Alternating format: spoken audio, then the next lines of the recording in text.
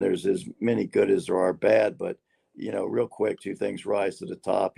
Cream and scum, and we're definitely with the creams.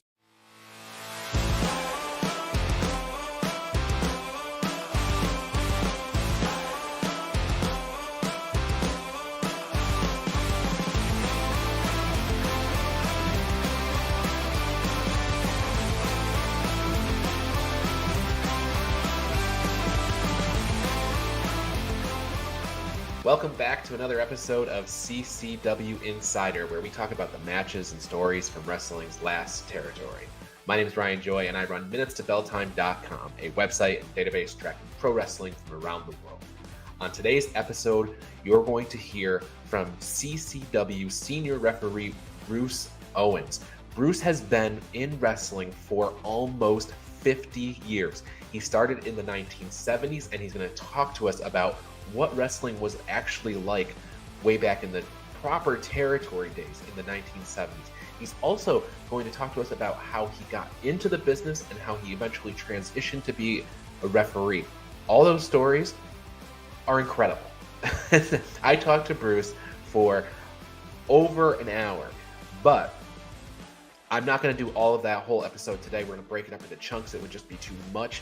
We'll just do the first 20 minutes, tells those two stories of how Bruce got into the business and what it was like in the 1970s. So that interview is coming up right now.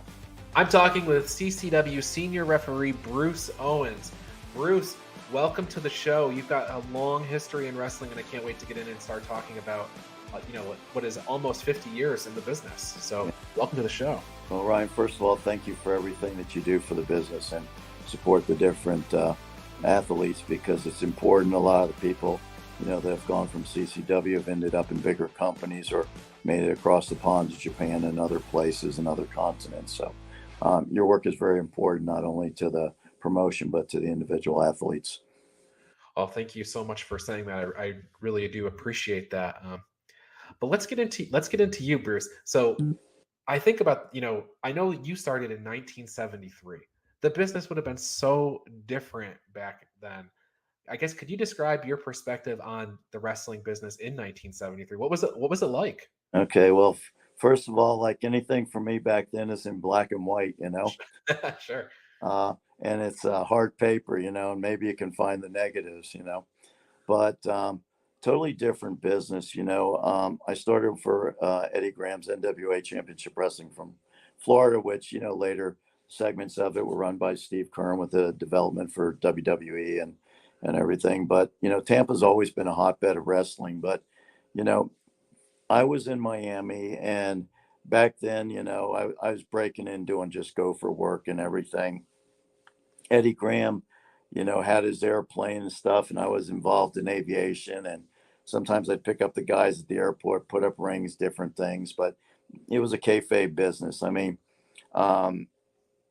despite spending several years doing different things and seeing the guys and maybe sometimes seeing them in a very close proximity, the business was very kayfabe, and the difference was, when we go way back then, we made our living with it. Okay. There was only so many people in the business. And that's why once I got in the business, if I wanted to go to Texas for a week and work or go anywhere else, you could do that, and vice versa. Scrappy McGowan would come down, Tommy Young, and different people come down to Florida and go back and forth. We trade referees back and forth, and people just go out, have a good time and work somewhere else. And so it was a lot different like that from the competitive standpoint of trying to get a spot on the card. You were pretty well locked in. The biggest fear was a new booker would come in, and sometimes the booker would, bring his crew in, and our talent would be slowly phased down. Some would stay, but maybe 60% would be replaced with different talent over the next 6 weeks, 8 weeks. But I'll give you an example. Miami Beach Convention Center ran on Wednesdays, and first it was the Miami Beach Auditorium, the Jackie Gleason building. And then for the big shows, we used the Miami Beach Convention Center, and later the Miami Beach Convention Center became the main stable.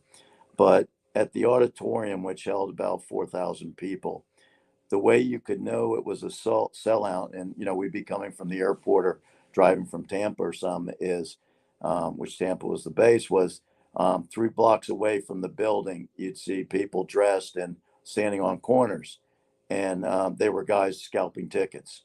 Got it. And it was, I'll give you an example. They ran, I can't remember the year, probably around 76 or something, whenever Dusty did the turn on Pac Song, Dusty, and a couple different variants with a tag or a manager thrown in the match or something like that. They ran 26 weeks straight at the Miami Beach Convention Center with sellouts and scalping tickets. And A 4,000 seat building, you're saying? well, we were also in the convention center, so Okay. sometimes it was up to 5 or a little bit above, maybe 52. Wow. But we didn't have all the sports we were competing with in the town. There wasn't the Miami Heat, and some of the other franchises in the state. And you go back then, there was a couple channels on TV. Cable TV didn't happen. So, wrestling was big. And, like I said, what happened back in the 70's of holding an arm for, 10 minutes and working the arm, all that stuff wouldn't work today. I mean, Sure. athletes have progressed, they're bigger. There's a time when a size 12 shoe was a special order. Now it's a common shoe and everything. Athletes have gotten bigger, faster. You could never get away with what we did, but the ground basis of what we did was the psychology of the match, and that has really never changed. Today, you can see sometimes a match is, I'd say, 70% athletics and only 30% of a story, because the holds that they're doing are so fast. And, I'll say flippity flops, not in an insulting way, but you know what I'm saying when I'm saying flippity flops, that is the story and not the psychology, because it's just two guys going out there trying to outshine each other on moves, versus having a slower match and they're telling the story. And there's room for both of those style matches on any card, but that'll be the difference you'll see sometimes in CCW, that, the matches are telling stories. There's everything you'll see at some of the bigger promotions, but you'll also see the story told probably in 8 out of 10 matches on the card, and that's the ratio, not necessarily 10 matches a night. But that's what's key, because, people can watch athleticism and it's one thing. You register everything you see, but the story also involves the mind. And that's what captivates people, is the story, the feud. A bunch of moves will never make somebody stand up and start yelling. The psychology will. Right. Well, it must have been it must have been incredible, because I need to step back and just kind of, you talked about a lot of things that wouldn't work today, like when you turn terms of, like, a hold for a long period of time. But you said, and I stopped you for a second, but 26 weeks in a row selling out a big building, 4,000, 5,000 people in the same market. It's not something that WWE or AEW or any of these big national companies could do today. Yeah. So I think, you made the point. Wrestling was big. It had to have been enormous at that time in order to have the following, like what you're talking about. It's incredible to think about. Well, and like I said, is what we did in the ring wouldn't survive today. Mhm. It would, to some of it does, to a faster speed and not holding the holds and everything as long. But the difference was back then was the psychology and the story. And it wasn't about people yelling and screaming on the mic. They told that story and they reeled you in, and you started to feel it and you started to believe. Dusty, one of the great promo guys of, people used to say, God, where'd Dusty come out stuff? Dusty'd look at what was in the paper today. Yeah. And, I won't go too much into Dusty, but I'm giving you back in the times of how'd you bring 26 weeks, the feud, the story. Dusty was one of the first guys to start blading on the arm, Mhm. and that was Pac Song with the claw was his big hold. He was a Korean that was about 6'6". He had hands the size of a catcher mitt, and he'd put the claw, and the people there, they never ever saw that this guy had this claw, he could make people bleed, but now he's got Dusty's arm and Dusty's arm's bleeding. Then they're on TV and, you see all the marks and everything. And, it went around the state, and then it got to be, how did we get those crowds in those days? Well, what happened is when things got real hot with an angle, people were coming from West Palm Beach to Miami, Fort Lauderdale to Miami, and Fort Lauderdale was drawing people from Miami to Fort Lauderdale to Palm Beach. And then when we ran the northern part, Tampa, St. Pete, Orlando, Lakeland, sometimes you had people at all those cities on a regular basis because the angle was so hot. So one of the things that was hard was really mixing the card up a little in the finishes because we had too many people starting to travel, meaning fans from town to town. And, Eddie Graham was a real stickler on that you got to believe, and don't ever let these people not believe. But those were some of the things that drew the people. Also, I think the fact that boxing at the time was out there, but boxing wasn't that good at that time, and the fights were here and there and big fights, but it wasn't like boxing ran and was good. I'll give you an example. The same building we did, they ran boxing the night before, and boxing would be drawing, 1,300, 1,800. It just didn't do it because even if you brought somebody in, it wasn't the talent. Like I truly believe, not because I was in the business, was that you went out there and paid $10, $20, whatever it was. What you got from us was 5X what they got from boxing, without a doubt, or better. Mm-hmm. You talked about it, I think, just briefly when you first started addressing the question, but in terms of how you kind of broke in, because you talked about how it was a little bit different getting into the business back then, and I think it sounded like you had a connection or something with the airplane. Is that how you kind of got in? Mine is a real crazy journey.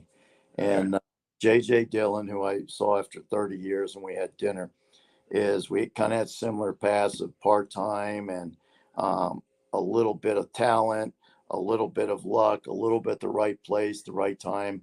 I'll give you a quick example. Bill Alfonso works for us as a manager. Bill came in and was trying to be a referee. His half brother was David Sierra, the assassin, the Cuban assassin, the saint.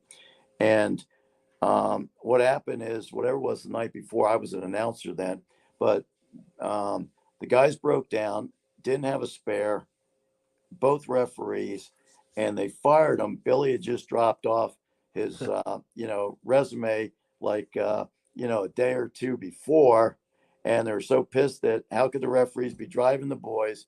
They had flat tires. Nobody made the show. And boom, Bill Alfonso made it in. He was epic in Florida. But how I broke in is a crazy story, and I'll run you through it quick.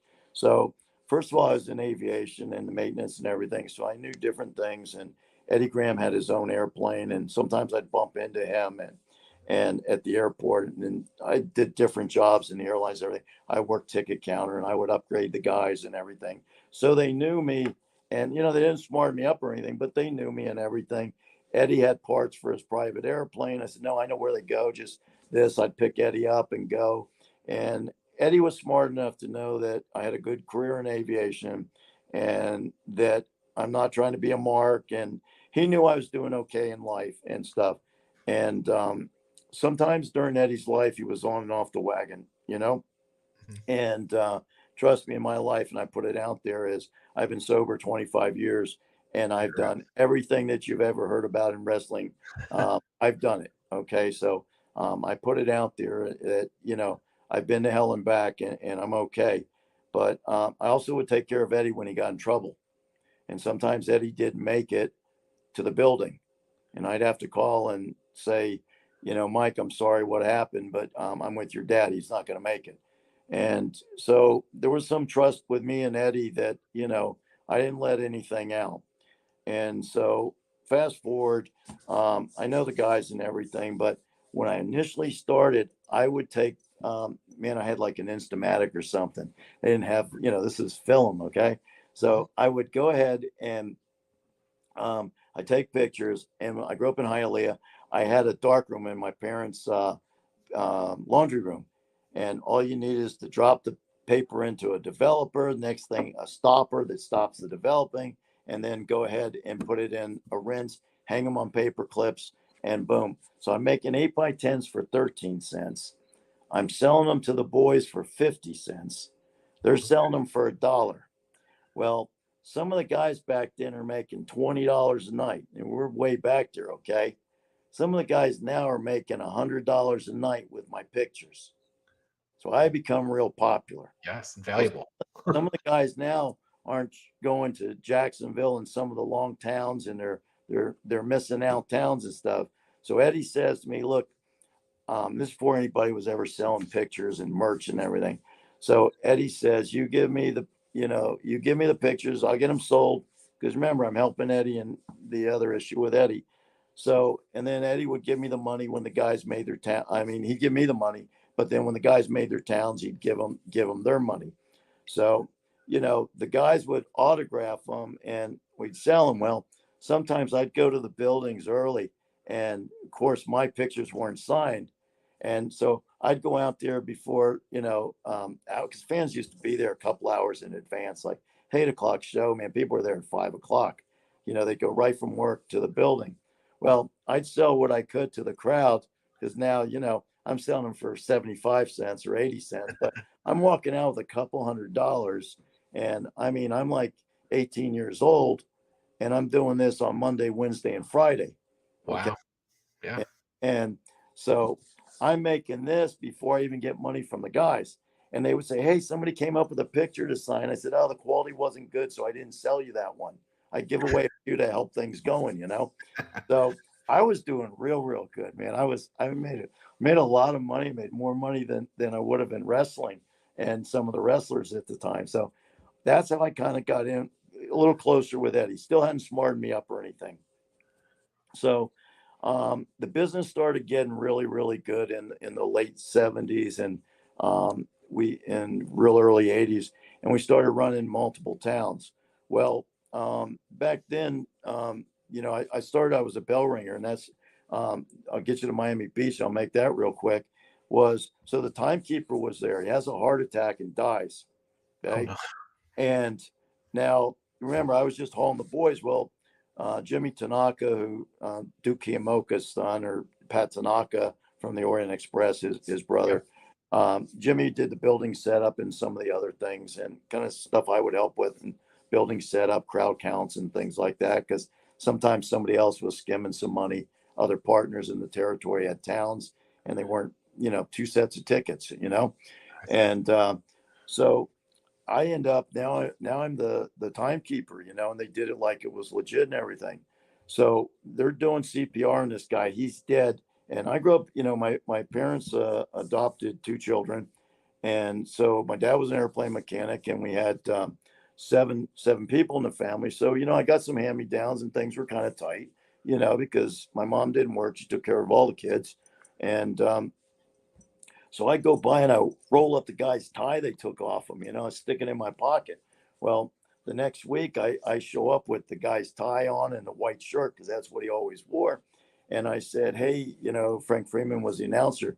Can I be the timekeeper?" And next thing you know, Chris Dundee, who was his brother had Muhammad Ali, says, "Yeah, what's your real name?" And, I wasn't real smart that they didn't have all of these real names. And I said, "Okay, yeah, this." So at the end of the night, I get a check, and so I became the timekeeper, and I did that for a year or two. Frank Freeman, who had been a stable in Miami for like 30 years as the announcer, he got sick, and nobody from the office had ever called him. So Frank called me and says, "I'm not going back." So I went to Jimmy Tanaka and said, "Hey, Frank told me to talk to you, but he's not coming back, and he'll call you in the office." I says, "Can I take the spot?" So boom, that's how I became the announcer at in Eddie Graham's Championship Wrestling, and I did like Miami, Fort Lauderdale, up the state, West Palm, Fort Pierce, and some of the towns. And the way I became a referee was I had just got tired of always having to iron the shirt, ties. Is Dutch Mantell and Michael Hayes were booking and co-booking, and I said, hey, can I become a referee? And they said, what do you know about refereeing? I said, nothing. And they said, go up to Orlando on Sunday night. So I went up there, and my first match was a Broadway, which is a draw. And I said, look, Michael, I'm going to mess up. I don't know. I don't feel good about this.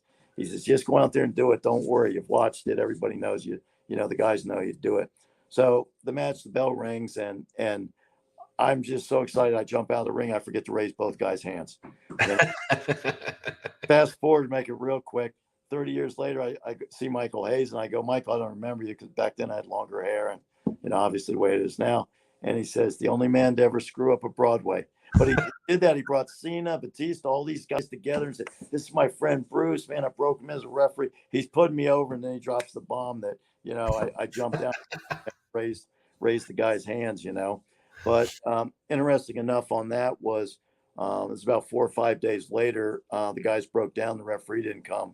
I ended up working Fort Lauderdale, and I ended up working every match. And the main event was Wyndham and Flair for 60 minutes through. Oh, so that I works went out. from one match to doing the whole card. Wow. By fire. So that's kind of my migration into the business and how I got to where I am. And, you know, here it is. I'm like about 49 years later, you know. Well, that's our show for this week. And what incredible stories from CCW senior referee Bruce Owens. He is the man who messed up the Broadway. That is the story. 30 years later, and he still can't live that one down. So part 2 is definitely going to come out very soon.